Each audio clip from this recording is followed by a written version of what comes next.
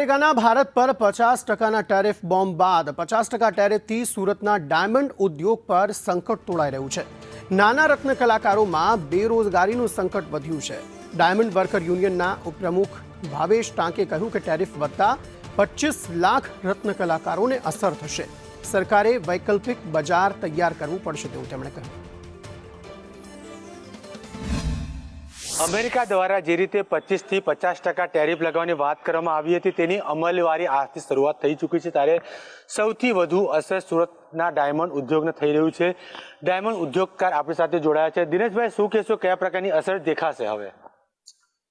દુનિયાની અંદર cut and polish diamond જે કંઈ થાય છે એ 10 ડાયમંડમાંથી 9 diamond cut and polish Surat શહેરની અંદર થાય છે। જે પ્રમાણે આજથી 50% ટેરિફનું અમલીકરણ ચાલુ થઈ ગયું છે એની કારણે આ ઇન્ડસ્ટ્રી પર ખૂબ મોટી નેગેટિવ અસર ઊભી થવાની છે। કારણ કે આ રો મટીરિયલ ભારતમાં પેદા નથી થતું, આપણે બહારથી રો મટીરિયલ લાવીએ છીએ અને ફક્ત 5 થી 10% જે લેબર ચાર્જ છે એ લેબર ચાર્જ પ્લસ કરીને આપણે એક્સપોર્ટ કરતા હોઈએ છીએ।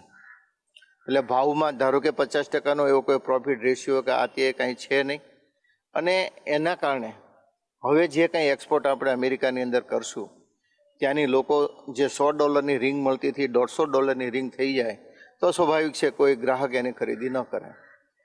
ત્યાંના માર્કેટના વેપારીઓ પણ પરેશાન છે। ત્યાંનું જે કાંઈ કરીને જે જ્વેલરી સેક્ટરનું ફેડરેશન છે એ લોકો પણ ડોનાલ્ડ ટ્રમ્પના સેક્રેટરીની આ બાબતે વાત કરી છે કે તમારે આ સેક્ટરને ઝીરો ટેરિફની અંદર એન્ટ્રી કરવું જોઈએ કોર્ટની અંદર।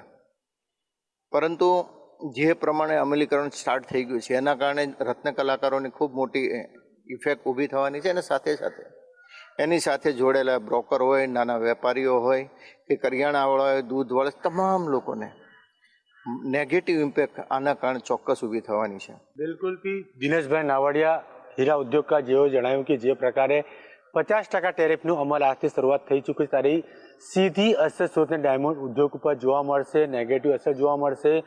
જે માંગ હતી તે માંગમાં પણ ઘટાડો થશે એટલે આખી અસર સુરત ડાયમંડ ઉદ્યોગ ઉપર જોવા મળશે તેવું તેમના દ્વારા જણાવવામાં આવ્યું છે। કેમેરામેન અજીત પટેલ સાથે જયેન્દ્ર પાંડે, સંદેશ ન્યૂઝ।